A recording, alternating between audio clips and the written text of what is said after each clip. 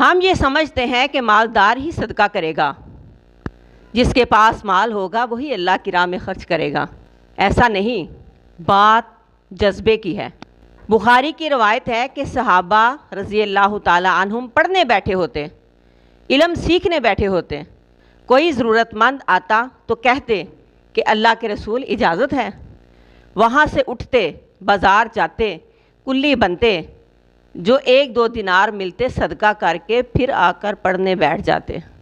ہم کام کرنے کو عیب سمجھتے ہیں، ہم نے اپنی بڑی شان بنا رکھی ہے۔ اللہ کے رسول صلی اللہ علیہ وآلہ وسلم کے ساتھیوں کی شان اور رتبے میں کوئی برابری کر ہی نہیں سکتا۔ جو اللہ کے رسول صلی اللہ علیہ وآلہ وسلم کے بعد پوری کائنات سے اعلیٰ اور افضل ہیں، انہوں نے محنت کو، کام کو کوئی عیب نہیں سمجھا، اور محنت بھی اللہ کی رضا حاصل کرنے کے لیے کی۔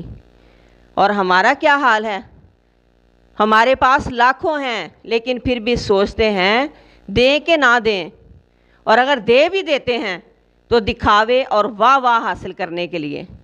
اور ہم مال کو وہاں دل کھول کر خرچ کرتے ہیں جہاں رب کی رضا نہیں بلکہ ناراضگی ہو۔